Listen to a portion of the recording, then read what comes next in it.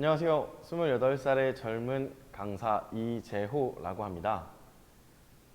며칠 전 TV에서 한 미국인이 연설하는 장면을 보았는데요. 굉장히 머리가 희었고요. 그리고 주름진 얼굴을 갖고 있고 되게 지긋한 나이를 가진 사람 같아 보였습니다. 근데 그 사람이 말을 하는 모습이 굉장히 힘있고 설득력 있고 저 사람 되게 멋있다 라는 생각이 들 정도로 어떤 한 사람의 전성기를 보고 있구나 라는 느낌을 받았습니다. 그래서 과연 저 사람은 나이가 몇 살일까 라는 생각이 들어서 네이버 검색창에 저 사람을 검색해 봤는데요. 그의 나이 1942년 11월생 79세였습니다. 맞습니다. 여러분들이 알고 계시는 미국의 대통령 조 바이든입니다. 어떻게 바이든은 황혼이 접어드는 그 나이에 3억 3천만이라는 미국의 인구를 통치하는 대통령이 되었을까요? 오바마는 55세에 은퇴를 했다고 합니다. 트럼프 대통령은 70세에 시작을 했고요. 그리고 조 바이든 대통령은 78세에 대통령을 시작했습니다. 그만큼 각자의 삶에는 시차가 존재한다고 저는 생각을 합니다. 단순히 우리가 시간적으로 정하는 그 시간이 아닌 우리의 인생의 시간의 시계는 다르게 움직이지 않을까. 흔히 성공을 이룬 사람들은 인생이 아름답다라고 말을 합니다. 오늘은 그런 어떤 특정의 대단한 인물을 이야기할 건 아니고요. 제가 살아온 시간들을 여러분들한테 이야기하면서 여러분들은 지금 과연 어느 시간에 살고 계신지 스스로의 질문에 해답을 찾는 시간이 되었으면 좋겠습니다. 저는 현재 패션 회사에서 온라인 MD로 회사의 온라인 사업을 책임지는 업무를 하고 있습니다.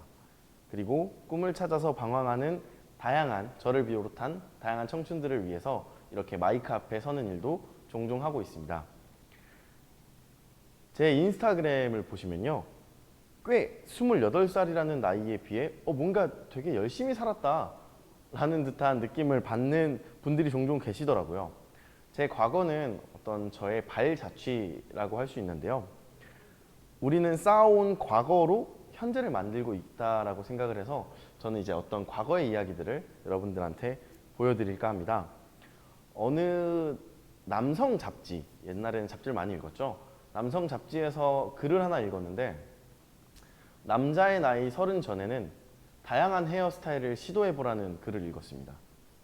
30살 이후에는 자신만이 가장 잘 어울리는, 나의 두상에 가장 잘 어울리는 헤어스타일을 가지고 가면 되기 때문이라는 글을 읽었는데요. 제가 아무래도 패션 회사를 다니고 있는 패션 전공자로서 옷에 대해서 이야기를 좀 하자면 우리가 살아왔던 시기에도 굉장히 다양한 옷들이 존재했습니다. 이 사진은 대학네일이라는 마케팅 업체에서 만든 학번별 패션인데요. 저는 굉장히 어렸을 때요. 07학번, 04학번은 저는 완전 초등학교 시절인데요. 카고 바지도 유행했었고요. 어떤 스키니진 유행을 했었을 때도 있고요. 저거 보이실까요? 1, 1학번에서 10학번 남자가 카라티를 이렇게 치켜 세우고 있는 그런 패션도 한때 유행을 했었습니다. 네. 그리고 찢어진 청바지도 유행했었고요. 그리고 후드티에 야구 잠바를 입는, 과 잠바를 입는 패션도 한때 유행했습니다. 그리고 가장 마지막, 어떻게 보면 최근이네요. 17학번, 16학번 졸업을 한 최근이네요. 튀는 색상의 옷들, 그리고 캐릭터 로고가 프린트된 후드티를 입는 모습들이 있습니다. 밖에만 나가도 다양한 연령이 다양한 옷을 입고 다니는 모습을 보실 수 있습니다. 길을 걷다가 어떤 사람을 딱 봤을 때 와, 저 사람 옷 진짜 잘 입었다 라는 생각이 들 때도 있고요. 그리고 어떤 사람은 어쩌지? 산 건가? 뭐 이런 생각이 들 수도 있는 환경을 볼 수도 있는데요. 사람마다 체형 그리고 취향 등등이 너무 다르기 때문에 상황을 고려한 복장, 예를 들면 결혼식이나 장례를 치러야 되는 그런 상황을 고려한 복장이 아니라면 각자가 가장 잘 어울리는 옷을 찾는 과정이 필요할 것 같다는 생각이 들었습니다. 근데 저는 단지 시각적으로 보이는 옷에 대한 이야기가 아니라 오늘은 제가 겪어왔던 그리고 내가 입어왔던 나의 과거 그리고 그 옷들에 대해서 이야기를 한번 해볼까 합니다. 저는 인천 토박이고요. 군 생활을 제외한 26년은 인천에서 살았습니다. 그래서 인천생활과학고등학교라는 고등학교에서 의상예술과를 전공했습니다. 여러분들 혹시 어릴 때 꿈이 기억이 나실까요? 저는 과학자를 적었던 것 같아요. 대부분 뭐 대통령, 지구 정복, 뭐 이런 외계인, 뭐 이런 것들을 적었던 어떤 철없던 시절이 기억이 나는데요. 저는 이게 꽤 평탄한 인생을 살았을 것 같은 준수한 외모와 죄송합니다. 저는 굉장히 평범하게 살았을 것 같다라는 이미지를 많이 받곤 했는데 의외로 저의 어릴 적 꿈은 마술사였습니다. 무대에 올라가서 어떤 재미를 표현하는 마술사. 저는 처음으로 초등학교 때 마술사라는 옷을 입어보기 시작했던 거죠. 소극적인 성격을 위해서 취미로 시작했던 마술이었고요. 어떤 뭐 집안에 어떤 도움이 크게 없었기 때문에 인터넷 검색을 해서 네이버 카페에서 마술 연습하고 공부하고 친구들한테 보여주는 그런 삶을 살았었습니다. 단지 취미로 시작한 마술이었지만 마술이라는 건 저한테 꽤 큰 매력적인 분야로 다가왔고 제 인생에 큰 영향을 주었는데요. 마술사를 꿈꾸기 위해서 중학교 3학년 때는 마술 엔터테인먼트, 뭐 YG처럼 엄청 대단한 곳은 아니지만 조그마한 마술 엔터테인먼트에 들어가서 문화생 생활을 하기도 했었습니다. 참 괴짜 같은 인생을 살았다고 저는 생각을 하는데 공부 빼고 다 했던 것 같아요. 공부 빼고 다 했고 이제 여기서 짚어야 할 문제는 마술사가 꿈인데 왜 의상예술과를 갔을까? 라는 질문인데 단순히 저는 17살이라는 나이에 야간 자율학습이 싫었습니다. 야자를 피하기 위해서 어떻게 보면 저는 도피를 한 셈이죠. 실업계 고등학교로. 그런데 집안의 도움이 없이는 어떤 현실적으로 성공을 이룬다? 내가 가지고 있는 목표치를 향해 다가간다? 라는 건 되게 어려운 일이라고 생각이 들었습니다. TV에서는 다들 역경을 견뎌내고 이겨내고 끝에야 성공하고 와 짝짝짝짝 어린 나이에 그런 사람들이 너무나도 많이 나오잖아요. 하지만 그때 당시에는 그 주인공이 제가 되지는 않더라고요. 그래도 고등학교 시절에는 마술 문화생 시절을 중학교 때 겪었기 때문에 마술로 용돈벌이를 했었습니다. 집에 도움을 받지 않고 마술로 용돈을 벌면서 제가 생계를 유지했었는데 그때 당시에 최저시급이 4,110원이었습니다. 롯데리아 기준 4,110원이었는데 저는 마술 공연을 한 번 하면 30분 공연을 하거든요. 30분 공연을 하면 10만 원, 20만 원을 받는 그런 사람이 되어 있더라고요. 어린 나이에 돈 맛을 봐서 그런지 친구들이 아르바이트 하는 모습을 보잖아요. 그럼 그때 당시에는 되게 부끄럽지만 그 친구들이 안타까워 보였습니다. 이 말을 꼭 기억해 주세요. 그 친구들이 안타까워 보였습니다. 마술사라는 꿈을 꾸면서 제가 스스로 한 가지 단집한 게 있는데 고등학교 생활을 가도 뭐 내가 좋아하는 분야는 아니지만은 내가 뭐 하고 싶은 분야는 아니지만 그래도 한번 열심히 해보자. 최선을 다하자. 즐기자. 라는 생각을 갖고서 고등학교에 입학을 했는데 보통은 이제 학창 시절에 친구들이 예체능 계열을 꿈꾸는 친구들을 보면 조금은 게으른 모습들을 많이 봐서 전 그게 조금은 불편하더라고요. 그래서 저는 그래 어차피 뭐 난 방과 후에 마술을 하는 사람이니까 이 학교 생활만큼은 최선을 다하고 즐겨보자. 이후에 훗날 좋은 추억이 될 수도 있으니까.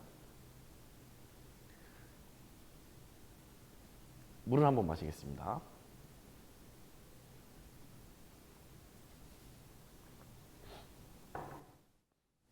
그리고 고등학교를 1학년, 2학년, 3학년을 겪고 나니까 저한테 한 가지 질문이 생기더라고요. 아, 진짜로 뭘 먹고 살지? 내가 이 마술을 뭐 30분 공연을 해서 얼마를 받고 근데 이거를 내가 평생 할 수 있을까? 내가 좋아하는 게 이거지만 이거를 어떻게 하면은 내가 20살 이후에도 독립을 해서 나 혼자 먹고 살 수 있을까? 뭘 먹고 살 수 있을까? 라는 고민을 하던 와중에 그 생각과 동시에 제 학교 생활이 딱 스쳐 지나갔습니다. 재호야, 그래도 너 꽤 열심히 했잖아, 학교 생활. 그 뒤에는 저한테 실력이라는 보상이 있더라고요.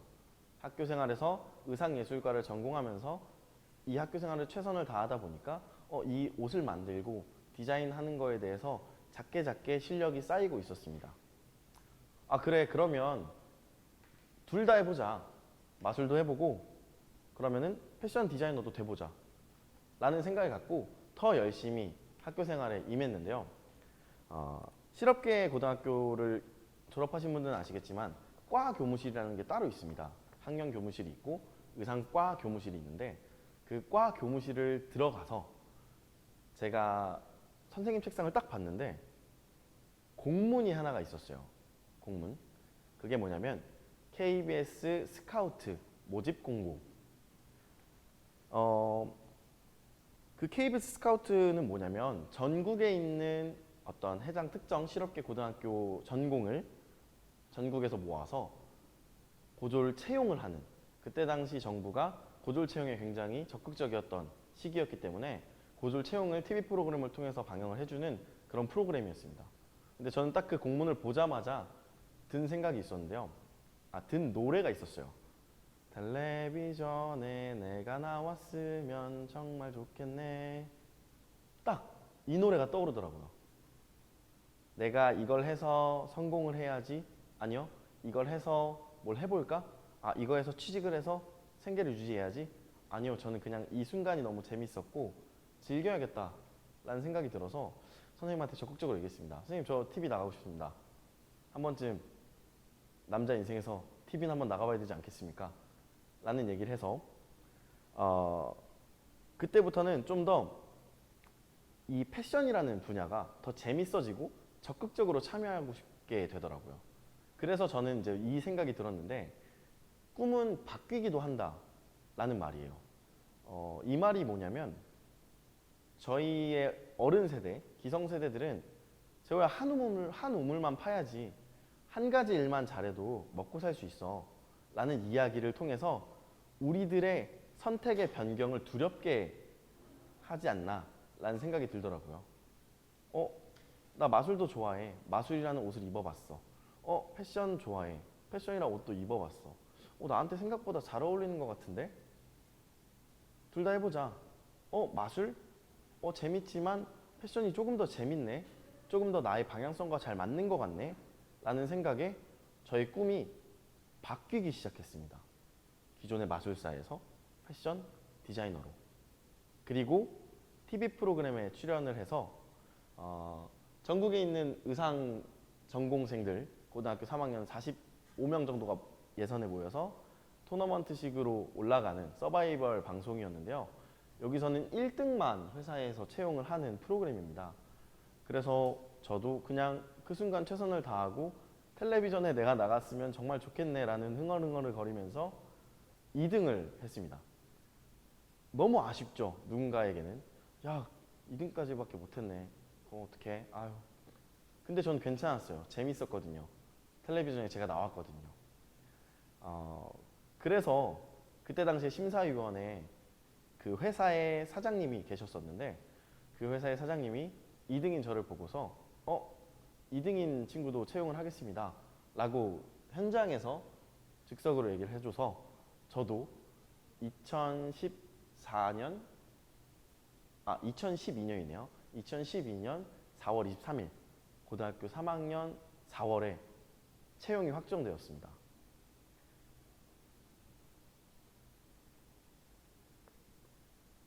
지금까지 제 이야기를 들어보시면 어떠신가요? 쟤 되게 고등학교 때부터 되게 열심히 살았다. 제가 얘기하기 좀 민망하지만 좀 멋있는데? 아, 운이 좋네. 성공했네. 근데 너가 무슨 청춘들 앞에서 이야기를 하겠어? 라는 질문을 이 이야기를 꺼낼 때까지만 해도 하시는 분들이 계시더라고요. 현실은 달라. 너처럼 그렇게 평탄하게 살 수 없어. 라는 이야기를 많이 들었는데요. 저도 그렇게 생각했습니다. 저도 TV에서 보는 그 영앤 리치, 막 젊은 성공한 청년의 미래의 모습들을 엄청 그렸어요. 19살 때부터. 아, 나는 정말 일찍부터 성공을 해서 무언가를 이루겠구나. 정말 빨리 결혼해가지고 와, 나 닮은 아이 하나 낳고 절대로 가난을 되물림하지 않겠다라는 다짐이 생길 정도로 굉장히 19살에 엄청난 그 자부심이 있었습니다. 그렇게 11월에 취직을 했거든요. 4월에 채용이 확정되고 11월에 취직을 하고 1년 9개월 정도의 회사 생활을 마치고 군대에 입대를 하게 됩니다. 회사에서 정규직 미필자를 뽑은 게 처음이라서 저 때문에 총무팀에서 회의가 열릴 정도로 굉장히 이단화 같은 사람이었습니다. 그렇게 저는 군인이라는 옷을 또다시 입어보게 된 거죠. 마술사라는 옷을 입어봤고요. 패션 디자이너라는 옷을 입어봤고요. 그리고 군인이라는 옷을 입어보았습니다. 제가 계속해서 옷을 입다라고 표현을 하고 있는데 여러분들이 자격 그리고 어떤 신분, 그 위치 그게 바뀔 때마다 아, 나도 이 옷이 바뀌고 있구나라는 생각을 하면서 이야기를 들으면 좀 더 재밌게 들으실 수 있을 것 같아요. 이게 내 옷일까? 정말 잘 맞는 건가? 만약에 제가 이 군인 시절에 정말 저의 인생에 영향력을 느낄 만한 사건이 있었다면 군인이라는 옷을 계속 입고 있었을 수도 있었겠죠. 제가 인생을 좀 다이나믹하게 살고 마술을 해서 끼가 좀 넘쳐났던 턱에 군생활도 군악대를 생활을 했습니다. 마술병사로 군악대 생활을 했는데 제가 엄청 계획적인 사람은 아니라서 완전 ENFP거든요. 그래서 뭔가 내 삶이 계획적으로 움직이진 않았는데 제가 막 열심히 살았다, 최선을 다했다 이런 말은 그냥 그냥 즐겼다, 재밌게 참여했다 정도로 들으시면 될 것 같습니다. 어떤 서울대생의 뭐 교과서 위주로 공부했어요라는 그 정도의 이야기는 아니니까요. 가벼운 마음으로 들어주시면 좋을 것 같습니다. 군 생활을 해보신 분들은 아시겠지만 군대라는 공간은 생각보다 시간이 정말 많습니다. 그래서 생각을 할 수 있는 시간도 정말 많은데요. 군대에서 이제 근무를 설 때마다 저는 미래를 그렸습니다.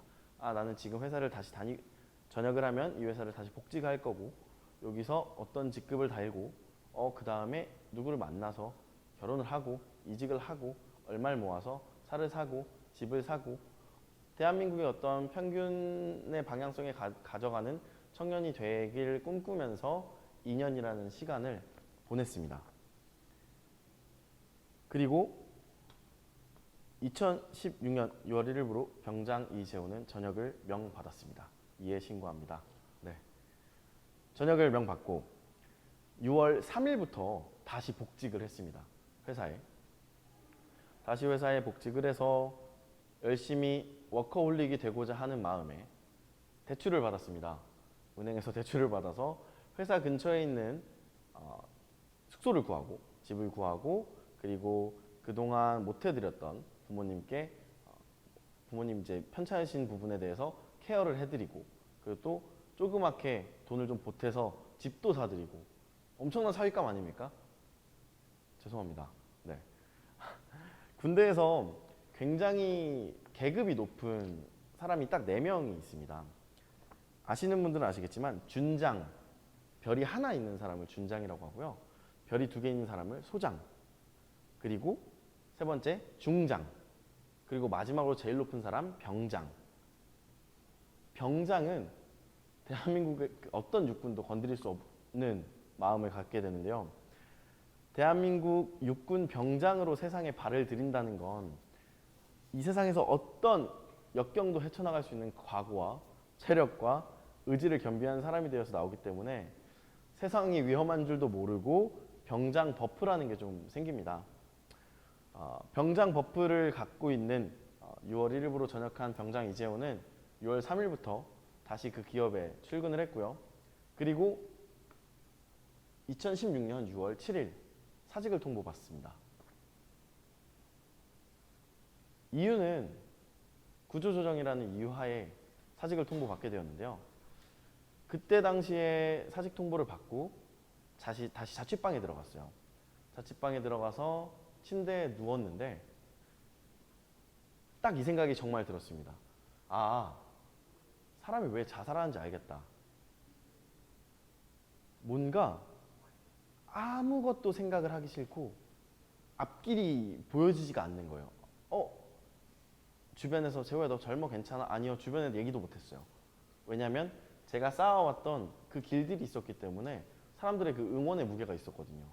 그래서 아무한테도 얘기지 못하고 부모님께조차도 숨긴 상태로 사직을 통보받았습니다. 그리고 약 3개월 정도는 제가 다시 근무를 할 수 있게 해달라. 3개월 뒤에 그만두겠다라고 회사에 양해를 구하고 3개월 정도 근무를 하고 그 사이 동안 다른 회사에 이력서도 넣어봤고요. 별짓을 다 해봤던 것 같습니다. 근데 대한민국에서 그때 당시에 고졸이라는 학력을 가진 경력직은 필요 없는 사람이었습니다. 그래서 아무것도 저를 받아주지 않았었습니다. 그야말로 멘붕 상태에 빠졌는데 2년이라는 시간 동안 군대에서 내가 꿈꾸던 그 미래의 모든 것들이 다 박살이 나버리는 거죠. 저한테 남은 건 대출비 3천만 원 뿐이었습니다. 23살이라는 어린 나이에 3천만 원이라는 빚이 굉장히 크게 다가왔습니다.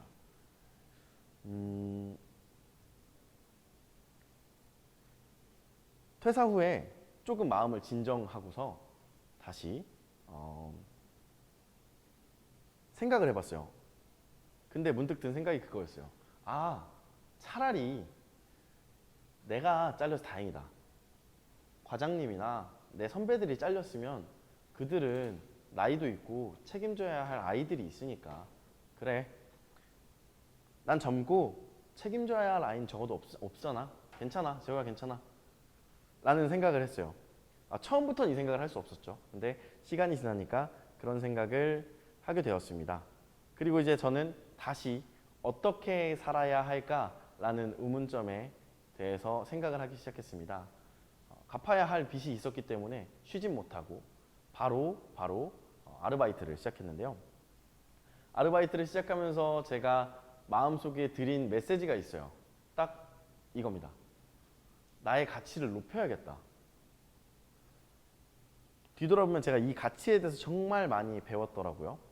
고등학교 시절에 내가 마술을 할 줄 아는 사람이었기 때문에 마술사라는 가치에 대한 비용을 받았던 거고, 그리고 아르바이트, 제가 사직 통보를 받고는 동대문에서 야간 아르바이트를 했는데, 야간 아르바이트를 할 때에는 그냥 내가 아닌 대체자가 와서 충분히 할 수 있는 일은 똑같은 가치를 받는구나, 나라에서 정한 최저시급을 주는구나, 내가 만약에 가치가 있는 사람이 된다면 그러면은 내가 더 능력이 있고 힘이 있다면 나를 함부로 하지 못하겠다 라는 생각, 저의 어떤 분노와 불편함을 통해서 시작된 메시지였습니다. 그 BTS의 수장 방시혁 대표 아시죠? 방시혁 대표가 서울대 출신이더라고요. 정말 다 가지신 분인 것 같아요. 서울대 출신인 분이어서 서울대 출신자들을 강연자, 그 졸업 강연을 연사로 방시혁 대표를 불렀는데, 그때 당시에 서울대 학생들에게 방시혁 대표가 이런 이야기를 했다고 합니다. 제목은 청년들이여 분노하라. 자신이 이 높은 자리까지 온 게 내게 주어졌던 어떤 상황의 순간순간에 분노와 불편함에 대한 개선을 위해서 살아왔다. 나는 목표나 꿈이 없었다. 단지 그냥 이 순간순간이 불편했기 때문에 이거를 이겨내고자, 해결하고자 살아왔다 라는 이야기를 하더라고요. 저는 그 말이 너무나도 공감이 됐습니다. 우리는 항상 꿈을 꾼다고 하죠. 꿈을 꾸고 그 방향성을 가지고 달려가려고 하는데 그것도 맞겠지만 어느 정도 나의 방향, 동서남북만 정하고 그 안에서는 좀 자유롭게 가도 되지 않을까? 라는 생각이 되더라고요. 그렇게 저의 분노에 의해서 나의 가치를 높여야겠다라고 결심한 이재호라는 사람의 하루 일과는요. 저녁 8시에 동대문으로 출근합니다. 집이 인천이니까 인천에서 동대문으로 저녁 8시에 출근합니다. 그러면은 새벽 5시에 그 새벽 시장이 마무리가 되는데요. 새벽 시장이 마무리되면은 그 새벽 시장 옷가게 커튼을 칩니다. 커튼을 치고 1월이었어요. 1월, 2월이었는데 바닥에다가 좀 두꺼운 옷들을 깝니다. 그리고 잠깐 잡니다. 거기서.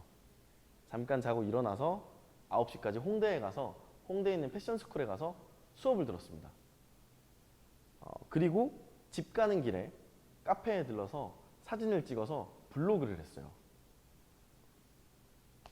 그리고 나서 집에 가서 잠이 들었습니다.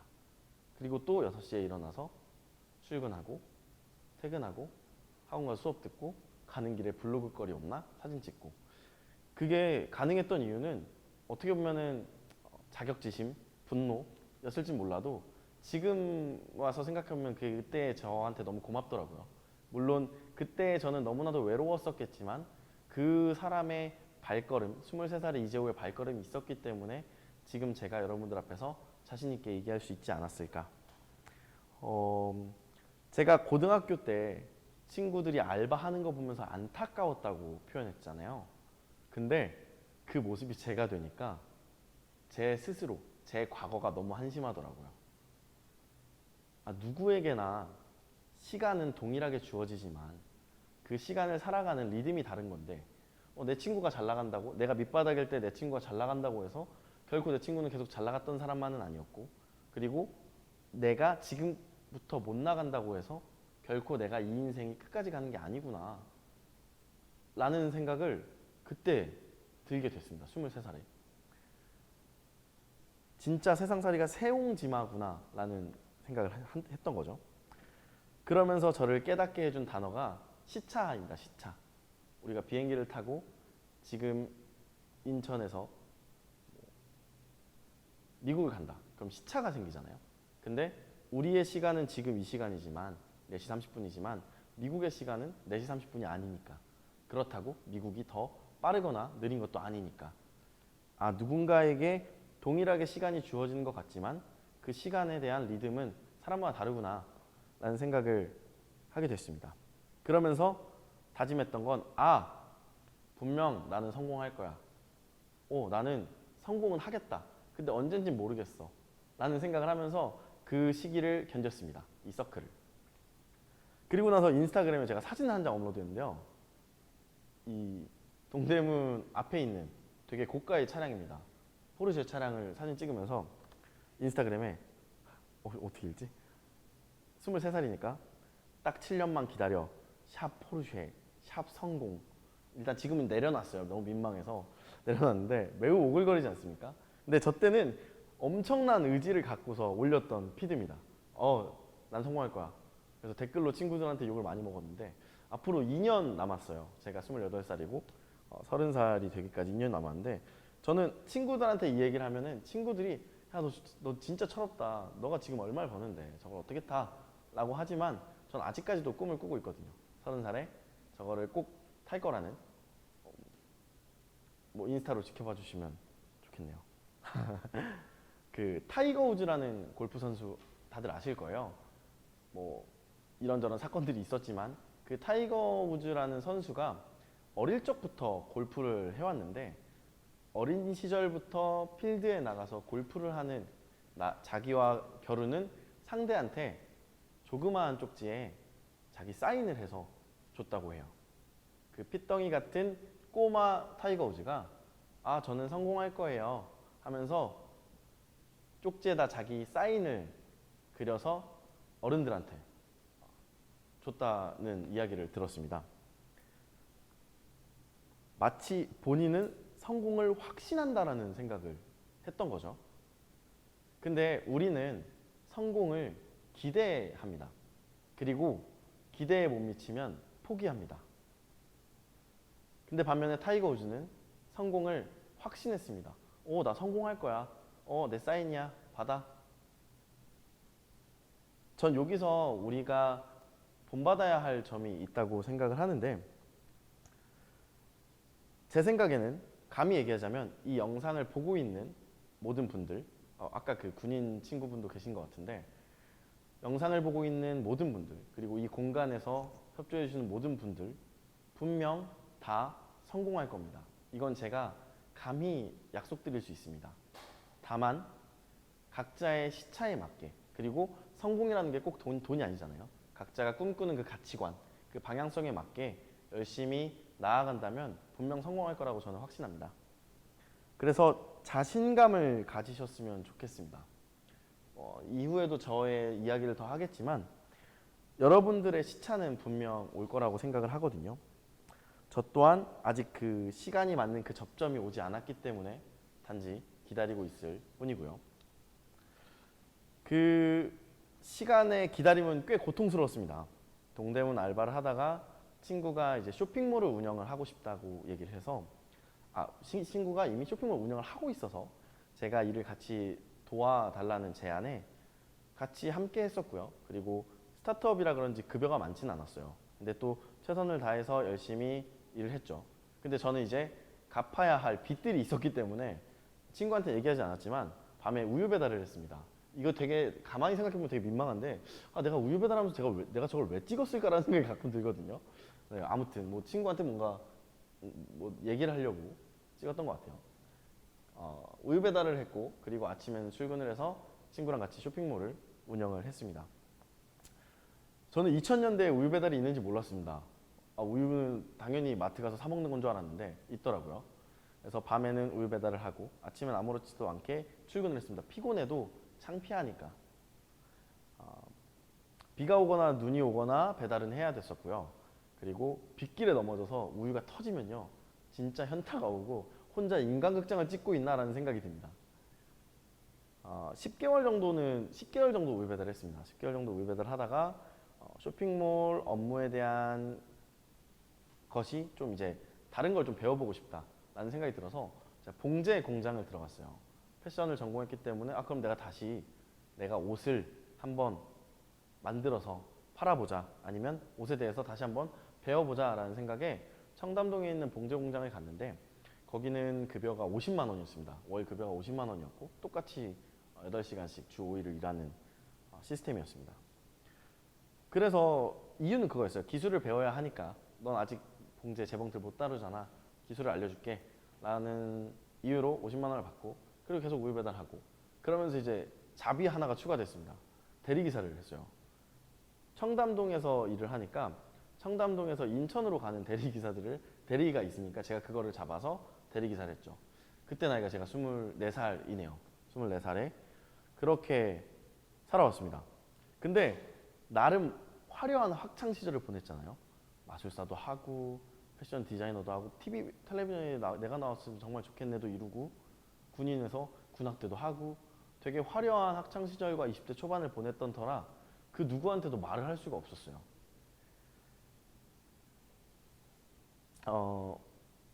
근데도 참 감사했던 건요, 그때 이재호라는 사람한테 정말 감사했던 건, 그래, 이 세상에 진짜 쓸데없는 경험은 없어 라는 생각이 들었어요. 그래서 버티고 즐겼습니다. 왜냐면 나의 날은 올 거니까. 단지 난 그 시간을 기다릴 뿐이야. 내가 최선을 다해서.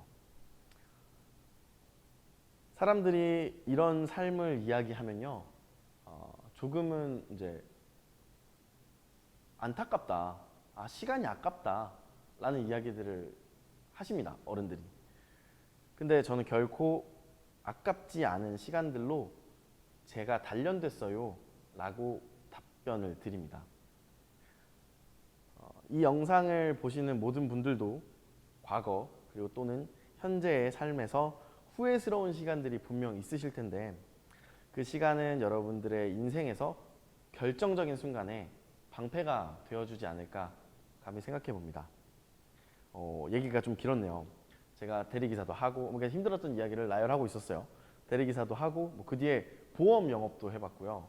짧게지만, 그리고 부동산 이렇게 전화로 해가지고 안녕하세요 프로지오입니다 이런 것도 해봤고요.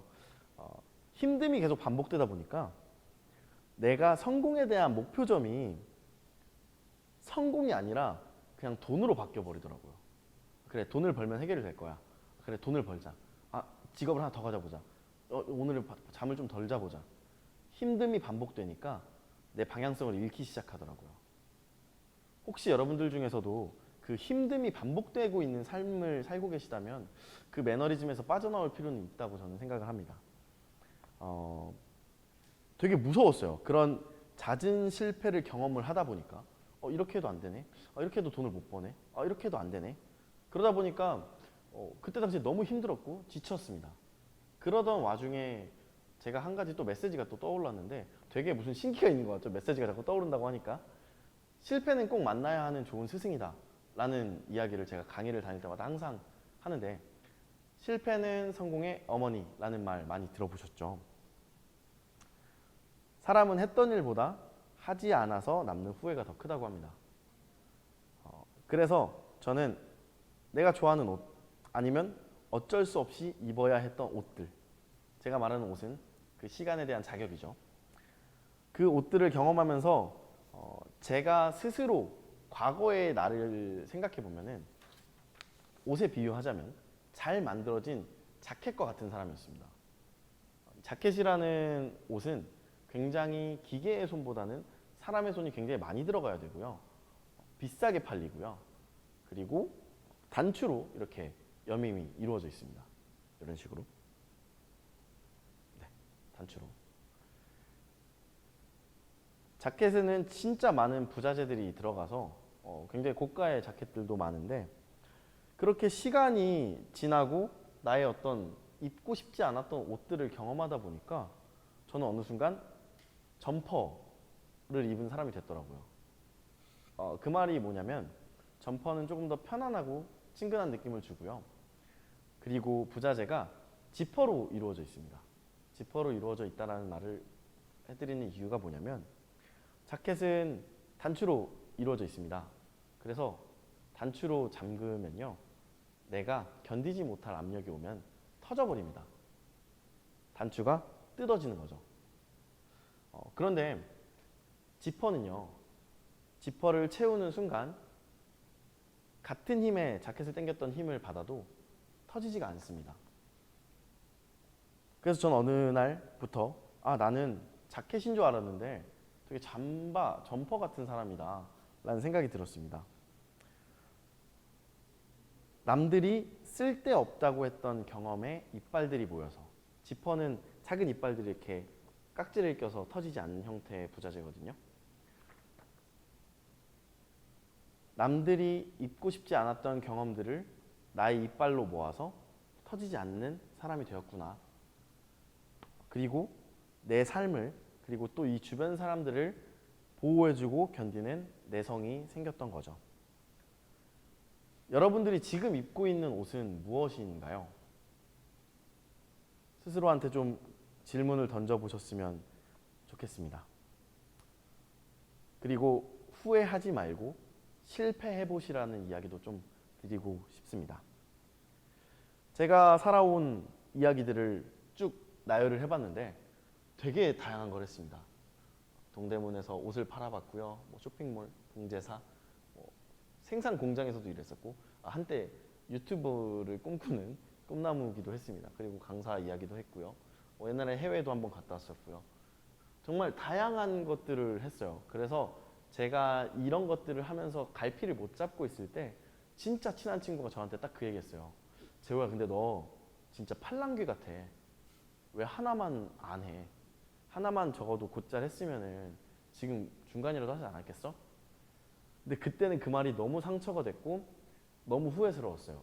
내가 하나만 할 걸. 좀 힘들어도 버텨볼 걸. 그런 생각을 하던 와중에 제가 이렇게 하나하나씩 나열을 하면은 굉장히 이거 잡다구리한 걸 한 사람이구나 라는 생각이 들 수 있는데, 이 글자들을 조금만 더 떨어져서 보잖아요.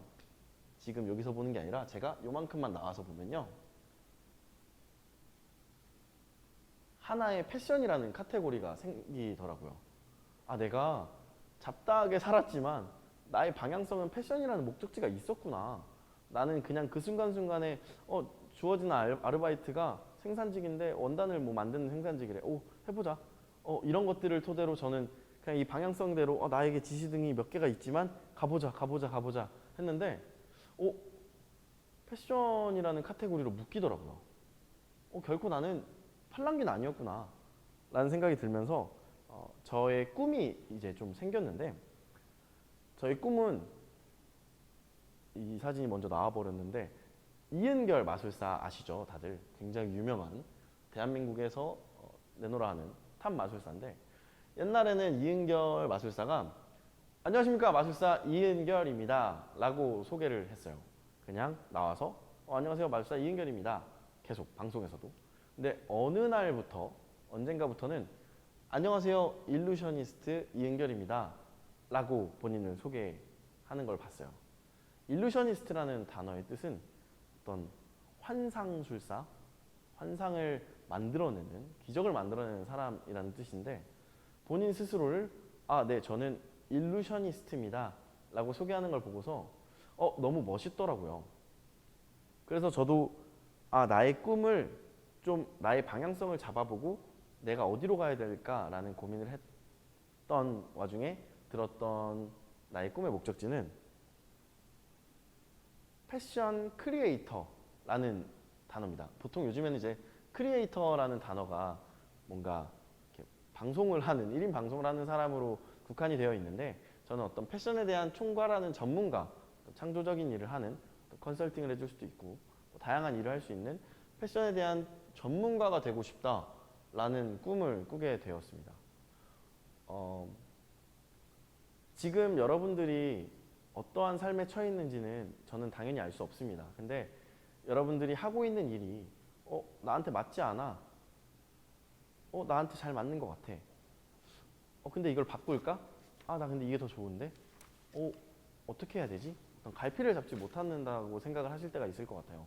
하지만 여러분들이 갈피를 잡지 못하고 있는 것이 충분히 내가 방향을 잡기 위해서 노력을 하고 있다는 의미고, 여러분들이 가고자 하는 방향성대로 목적지만 갖고 행동을 한다면 여러분들은 충분히 대단한 사람이 되지 않을까 생각이 듭니다. 그래서 저는 패션 크리에이터라는 어떤 전문가를 향해서 꾸준히 향해 나갈 거고요. 어쩌면 우리들은 선택의 결과보다도 순간을 두려워하는지도 모르겠습니다. 여러분들이 1과 2를 선택했을 때 기회비용이라고 하죠. 1을 선택함으로써 2를 잃는 그 두려움 때문에, 그 순간의 두려움 때문에 우리는 선택을 하지 못하는 것 같습니다. 그래서 여러분들은 조금 더 자신감을 갖고 선택하셨으면 좋겠습니다. 제가 이 강의를 준비하면서 한 가지 생각난 이제 그림 같은 게 있어서, 제가 갑자기 강의를 준비하다가 번뜩 생각나서 이렇게 쓱쓱쓱쓱 이면지에다 그렸어요. 그림이 잘 안 보이실 수도 있는데 여기 맨 밑에 스타트라고 썼고요. 그 화살표를 굉장히 많이 그렸습니다. 화살표를 굉장히 많이 그려서 뭐 왼쪽으로 가기도 하고요. 완전 바깥쪽으로 빠지는 화살표도 있고요. 정말 많은 수많은 화살표가 있지만 결국의 끝에는 목적지가 있는 게 우리의 삶이 아닐까라는 생각이 들고요. 그리고 저 화살표의 방향, 그리고 순간순간의 선택, 속도를 정하는 건 여러분들의 자신감이라고 생각합니다. 제가 말을 생각보다 너무 빨리 했네요. 그래서 이야기를 좀 마무리하려고 합니다.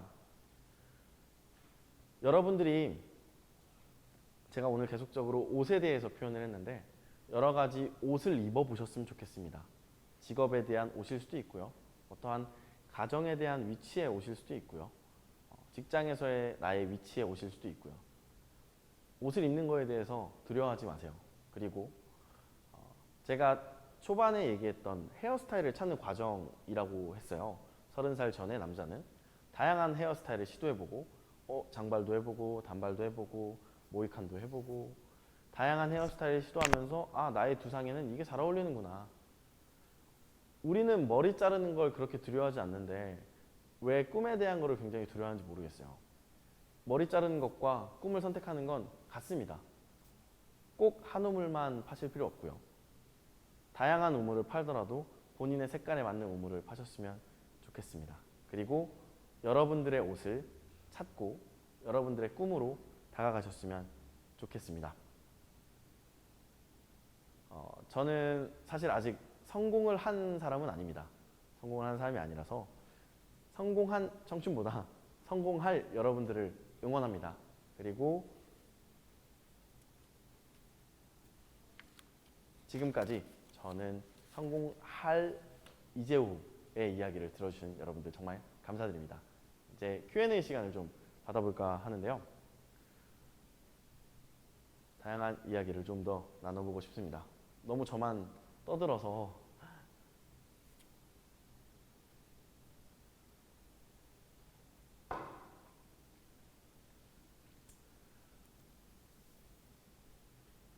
혹시 저거 질문인가요?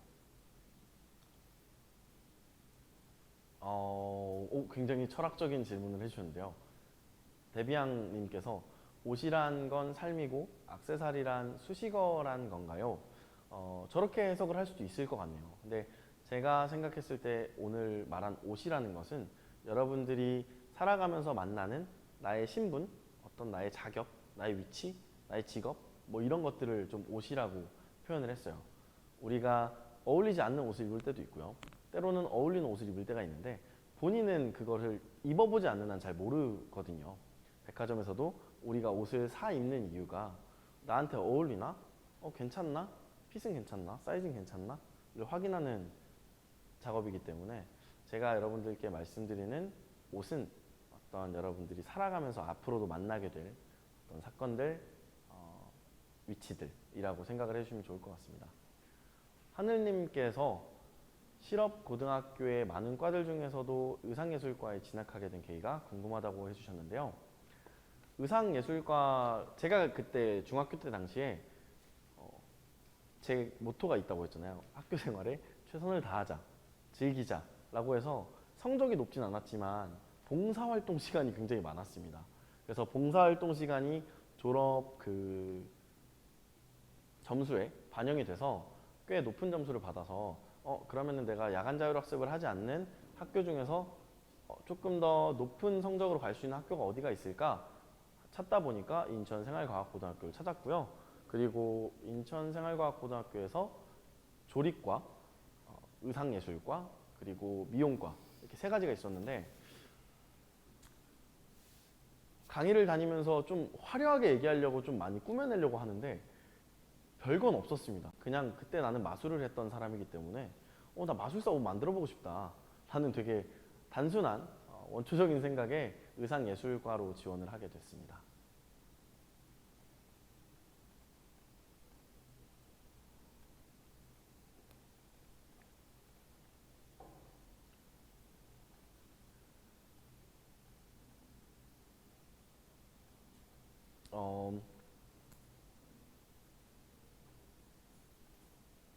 질문이 있다면 이야기를 좀 더 해주시면 좋을 것 같고요. 제가 아까 중간에 그 얘기를 했었잖아요. 이것저것 되게 나의 힘들었던 삶들을 힘듦이 반복됐다. 이것저것 나의 힘든 이야기들을 많이 했었는데 그때 당시에마다 저를 이렇게 깨뜨려줬던 거는 가끔 주는 쉼이었던 것 같아요. 간혹 열심히 살고 계시는 많은 시청자분들이 계시겠지만 내가 너무 지쳐갈 때, 내가 너무 힘들었을 때 제가 아까 그 쓸데없는 경험이 없다고 했잖아요. 보통 대부분 대한민국 한 70%의 남자들은 군대는 되게 쓸데없는 기억이라고 생각을 하는데 저는 그 군대조차도 너무나도 값진 경험이었거든요. 군대에서 저는 쉼이라는 걸 배웠습니다. 물론 군대는 훈련을 계속해야 하고 나라를 지켜야 하는 24시간 멈추지 않아야 하는 공간이지만 그곳에서 쉼을 배웠던 거는 제가 그렇게 그 회사 생활을 할 때도 되게 좀 열심히 살았었거든요. 열심히 살면서 야근도 많이 했고 그런 삶을 살 때 쉬질 못했어요. 주말에도 뭔가 난 계속 했었어야 됐고 마술 공연을 하든 돈을 더 벌든 뭔가를 해서 내 몸을 굉장히 혹사시켰던 20대 초반이었는데 군대에 딱 처음 입대한 날 2014년 9월 2일 날 입대를 해서 잠을 들면은 9월 3일 날 이제 깨어나잖아요. 그래서 그 훈련소 안에 있는 모든 사람들 중에서 저만 유일하게 행복한 기지개를 피면서 일어났습니다. 그러면서 딱 느꼈던 건, 아, 사람은 쉬어야 되는구나. 내가 지치고 힘들다고 나를 더 혹사시키는 게 아니라 가끔은 나를 내려놓고 쉬어줘야 되는구나 라는 생각을 했습니다. 그래서 혹시나 반복되는 힘듦에 지쳐 계시다면은 하루 정도는 진짜 푹 쉬시고 그리고 자신을 위한 시간을 가지셨으면 좋겠습니다. 김콩이님께서 꿈을 위해 열심히 달려오신 게 정말 감사합니다. 멋있다고 해주셨습니다. 여러 일도 경험하고 너무 달려오다 보니 지치거나 힘들었던 적은 없으신가요? 네, 맞습니다. 지치거나 힘들었던 적이 정말 많았는데요. 제가 이런 강연을 보러 가는 것도 되게 좋아해요. 그래서 지치거나 힘들었을 때 어떤 내가 해결할 수 있는 방법이 뭐가 있을까? 라는 생각이 들었던 적이 있는데, 그때는 제가 앞전에 이제 군대에서 쉼이라는 걸 배웠다고 했잖아요. 근데 그 쉼을 어떻게 쉴까? 그냥 단지 잠만 자면 되는 걸까? 라는 생각을 하던 와중에 어떤 유명한 강사의 강연을 들었어요. 그래서 그분이 하는 얘기가 뭐냐면, 우리는 항상 자기를 꾸며내는 거에 투자를 한대요. 그게 어떤 뭐 시계나 뭐 팔찌나 좀 그런 화려한 액세서리가 될 수도 있고요. 화장품이 될 수도 있고요. 나를 꾸며내기에 바쁜데 모든 사람들이, 근데 그 안에는 쉼이 필요하다는 거예요. 그냥 단지 우리가 플렉스하면서 쉬는 게 아니라 나를 케어하는 거에 대해서 투자를 해야 된다라는 이야기를 하면서 그분이 딱 그 얘기했어요. 여러분들 집에 수건 있으시죠? 수건에 돈 주고 산 수건 있으세요? 자취하시는 분들 말고. 저희 집 수건은요, 무슨 여사 필요연, 무슨 아이 돌잔치.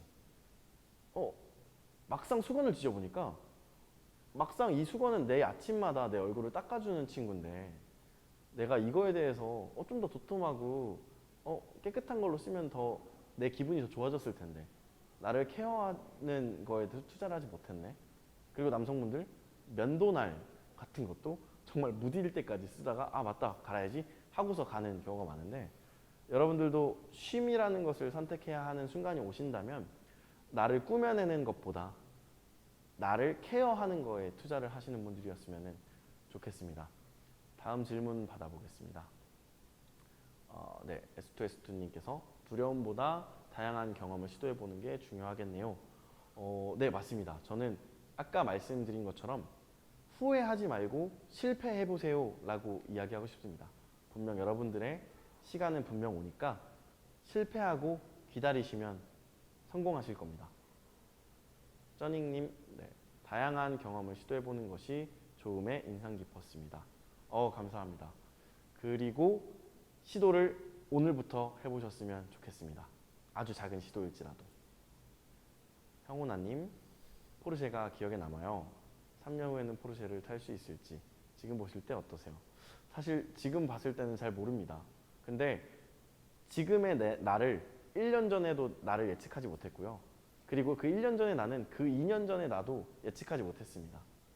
여러분들의 삶은 당장 내일도 우리가 어떻게 될지 모르는 삶이기 때문에 단지 우리의 시간을 기다리면서 최선을 다할 뿐입니다. 저는 그래서 분명 포르쉐를 탈 거고요. 근데 이 포르쉐를 탄다는 말이 여러분들이 오해하시면 안 되는 게, 오케이 나도 그러면 성공을 해서 포르쉐를 탈 거야, 벤츠를 탈 거야 이런 의도로 이 이야기를 메시지를 받지 마시고 목적지를 갖고 그 꿈에 대해서 자신감을 가지셨으면 좋겠다는 게 이 이야기의 핵심이거든요. 그래서 여러분들도 자신감에 대한 트레이닝을 하시면서 많은 실패를 경험해 보셨으면 좋겠습니다. 네, 많은 이야기가 도움이 되셨을지는 모르겠습니다. 그리고 제가 이 밑에 작게나마 인스타그램 아이디를 적어놨어요.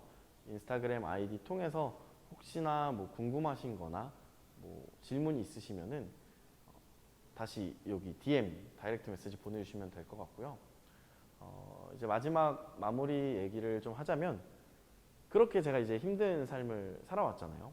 그렇게 힘든 삶을 이게 힘듦의 강도는 상대적이기 때문에 제가 겪었던 그 과거는 꽤 힘들었다고 생각을 했는데 그 힘듦에 대한 아카이브 같은 걸 제가 좀 많이 남겨놨어요. 인스타그램에 내가 이렇게 살고 뭐 내가 강연을 다니고 어떤 회사에서 어떤 일을 하고 있고에 대한 이야기들을 쭉 쓰다 보니까 아까 맨 처음에 얘기했던 그 회사 기억나시나요? 저한테 사직 통보를 했던 그 회사. 그 회사에서 그때 당시에는 이제 좀 중간급이셨죠. 대리나 뭐 과장님 급이었던 분이 저의 어떤 인스타그램 아카이브를 계속 봐주셨어요.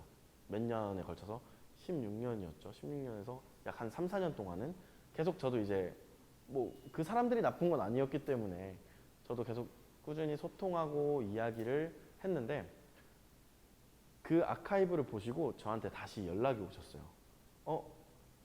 제가 혹시 너가 지금 이러이러한 일들을 하고 있는데 우리 회사에 와서 같이 한번 다시 한번 해볼래? 라는 이야기를 해주더라고요. 그때 당시 이제 제가 사업을 조금 운영했을 때인데 사업이 그렇게 막 안 되고 있었을 때는 아니었어요. 잘 되고 있었던 와중인데 저 스스로한테는 굉장히 의미 있는 사건이었어요. 아, 나를 사직 통보했던 회사에서 다시 나를 불러줬네. 그것도 경력직으로. 누군가한테는 그렇게 큰 대단한 일은 아니었지만 제 스스로 제 인생의 어떤 리듬에 있어서는 정말 뜻깊은 사건이었어요.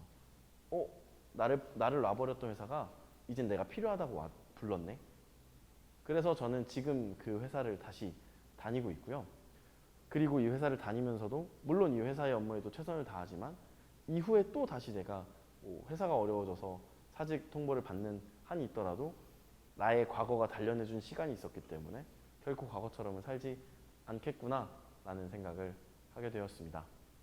여러분들 끝까지 이야기 들어주셔서 너무 감사드리고요.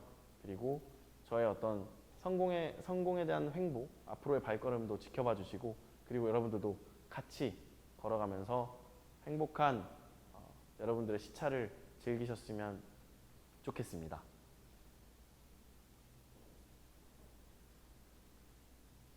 마지막으로 질문은 없으시죠? 네. 또 기회가 된다면은 여러분들 앞에서 또 이야기를 많이 나누는 사람이 되도록 하겠습니다. 이상 들어주셔서 감사합니다. 강사 이세호였습니다.